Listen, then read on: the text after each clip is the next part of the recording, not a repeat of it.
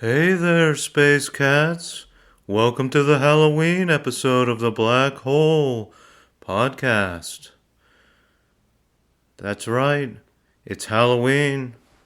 So, if your semi autonomous vehicle becomes possessed, call Mitch, the auto exorcist, at 412 440 3450. That's right, all you spooks out there, call the number, and you can trust Mitch to investigate your vehicle. Seriously, though, welcome to the Halloween episode. Trafnet episode 5. And just going to give a quick update on the progress of the Trafnet platform company nonprofit. I spoke with a lawyer with a law firm, and they gave me an estimate on how much it would cost to become a nonprofit. Out of their privacy, I guess I won't disclose that. Originally, they said it's based off of income, joint income between my wife and myself, which makes sense. A lot of wealthy people form nonprofits to avoid taxes. So, but spoke with the lawyer. They said I have to form a board of oversight board to facilitate the nonprofit. They couldn't remember how many people it needed to be. So I'm looking for a board. I'm looking for enough people out there that think this company is a good enough idea that they'll sit on a board. We can meet remotely, have meetings. It's going to be a totally transparent company, just like any other company I've attempted to start. So if you give a certain amount to the nonprofit, you get complete voting rights. Like this podcast is transparent. We'll have updates and email list and run it totally transparent. But yeah, that's pretty much all the progress I've made. I know it's been a while since I have podcasted. Not really, though. I started another podcast, which I'll get into at the end of this. So I just want to reiterate what I talked about on the last episode, a national security threat involving autonomous and semi-autonomous vehicles. And my point is that these wireless companies, it might be fine to send a video or a picture or talk to someone across the country using the wireless company's technology, but we're talking about 4,000 or 5,000 pound vehicles, 1-ton vehicles on roads hurtling towards each other, and you're gonna trust wireless companies' technology, the existing wireless network, which was probably built as cheaply as possible as anything in, and it seems like anything in capitalism is. Not that if the government did it, they would do it any better. They take the lowest bidder as well. But I guess my point is that, we should have a standardized, extremely secure network if we're going to jump into autonomous vehicles. And on that note, here in Pittsburgh, an autonomous vehicle company just closed. I don't know if this podcast has anything to do with it. I think they're just going into the next phase where they partner with the actual automobile manufacturers, their two largest investors. But they've shut their doors. They were worth $7 billion at one point. Saw their cars all around the roads of Pittsburgh. So, I'm not, like I said, I'm not against autonomous vehicles if they help disabled people get to different places, or the elderly get to different places and have more freedom. But can you call it freedom? I mean, basically, these autonomous vehicles, this technology is the privatization of the American roadway, right? Eventually, the propaganda machine is going to say the autonomous vehicles are safer than individual drivers, so you have to have an autonomous vehicle, or you have to pay some kind of fine or pay for some kind of extra technology in your car. I mean, eventually they're going to say if you want to be on the roadways, you have to have this technology from these private companies rather than trusting individual drivers on a roadway system that was built by taxpayer money. So you're going to pay those taxes. You're going to pay taxpayer money to pave the roads and maintain the roads, but then to basically be able to take a vehicle that can get you to point A to B rather quickly, you're going to have to go through private companies totally and completely. Not that we can distill our own gasoline either. I mean, you need private companies to drive cars and stuff like that too, as it is, but it's taking it to another level, I believe. So if you want open and free roadways, align yourself with the Trafnet company, and we'll work on seeing how hackable these vehicles are, as well as these other traffic strategies I proposed in the last 4 episodes. And I want to talk about another traffic reducing measure specifically for cities and towns. Well, it can be applied to the country as well, I guess. But on my street, they just tore a hole in the street in the sidewalk. This is the 3rd time our street's been torn up in the past 2 years, year and a half. People have to move their vehicles. You can't park on the street, and they put up signs that have a month-long date period so that you can't park there for a week, but they only, they put the signs up on Monday, but they might not start on the project till Thursday, and then they finish in a day or two.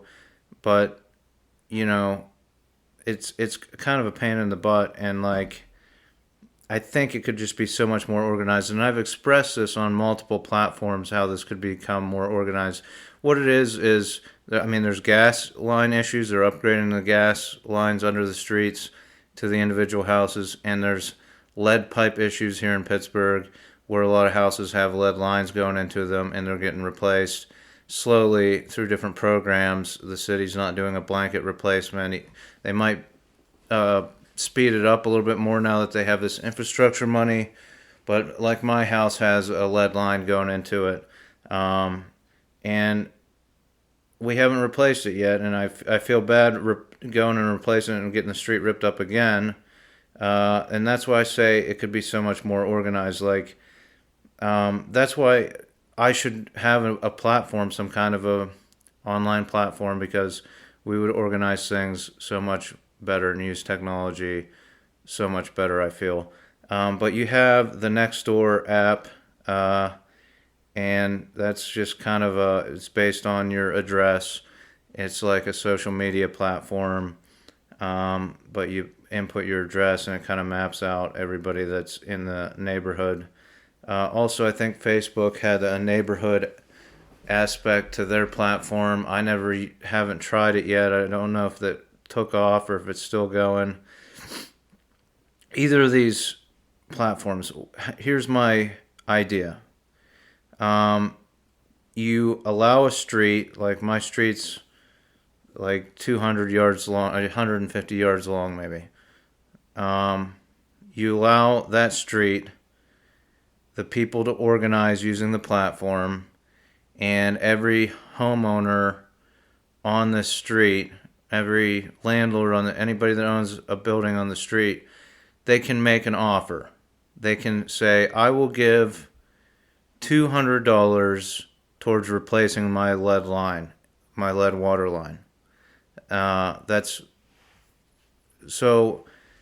It goes into a giant pool for the whole street, and eventually we can take and say, look, we have $4,500 or $5,000 committed if you come in, take the street up once, put the new lead lines in for the whole street, and pave it over. Instead of, like I said, there's these programs for elderly people over 65. They can get theirs replaced for free. So you have this hodgepodge of programs that come in and replace them at different times when people apply. People pay out of pocket, and that's what I'm saying. The people who are going to pay out of pocket, could make an offer to the city to organize this and get this done all at once so that we don't have to keep moving our cars, so that the street's done. And you could even take that to the gas lines and everything. Our gas lines were replaced a couple years ago. That was 3 or 4 years ago. So again, this road, just about every year, every half year, our road gets torn up, and we lose about 8 parking spots for unknown amount of time. So that's idea one. Another idea I had, if I became mayor of Pittsburgh, I wrote to the mayor of Pittsburgh to see if he would hire me so that I could enact some of these ideas, but I'll just put them out there.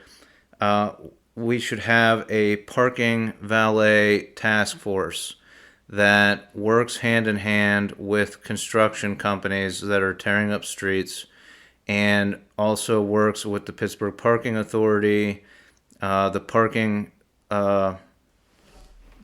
structures and stuff around the city, even the private ones, and they work out a deal. And this task force, and I would happily head this task force if a mayor out there wants to put me on this, but we would work with the construction company, find out what street's going to be shut down, how long it's going to be shut down for, instead of just a vague 1 week or 1 month. And then we would knock on doors of people's houses and say, hey, we're going to be here at this time in the morning to move your car, and we'll bring it back at this time, and when the construction is done each day. And they could park it at the parking garage up the street. They work on finding parking spots for these people. Like, why are we going after the tax-paying landowners that are paying property tax and nailing them with tickets and towing their vehicles when there's a construction project? Why wouldn't we have a parking task force that can help facilitate clearing these cars out? It's not that hard to knock on doors and find out who owns cars and things like that, and give people warning ahead of time and work it out a lot better. So that's another idea I had, was parking valet task force that can work on other parking issues, which I might get into at a later time, or I could talk to a mayor of a major metro city and purvey some of these ideas. But basically, instead of fining people for having a vehicle, you help them, especially these elderly people. If you could move their car for them and move it back at the end of the workday, I think that would be helpful, and I think it's a good idea. And maybe some cities already do this, but Pittsburgh doesn't, that's for sure. And again, this could be a 3, 4, 5 person task force that rotates all around the city, and you wouldn't need that. You could do it as a pilot program, and you wouldn't need that many of these task forces. There's not that much construction going on at any one time to facilitate, a huge workforce. So I just want to end by talking about my trip to Florida. Me and my dad loaded up my father-in-law's trailer, and we with lumber and materials. And my parents have a trailer in an RV park right outside of Arcadia, right where Hurricane Ian hit. The eye of it hit their park. We had the opportunity for a free place to stay. Their trailer wasn't too badly damaged. I called before the storm hit, and I said, hey, if you guys want, I'll go down there, and I can do some journalism and stuff like that as well, do a podcast about it. And after it hit, we went. My dad said, let's go. We took all of our power tools, equipment, learned a lot. I took some video of some of the damage in Port Charlotte.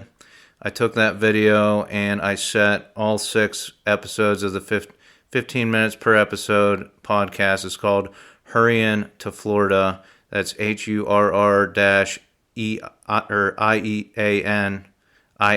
sorry. Hurry, like Hurricane Ian, to Florida. It's a podcast on here that's going to expire shortly on Buzzsprout, and it's also set to the video at my Disability TV channel if you want to see the raw video and listen to the podcast on there. It's Disability TV, Disability first name, TV last. Don't have time to get to the sponsors on this one. Thanks for listening, and join me next time.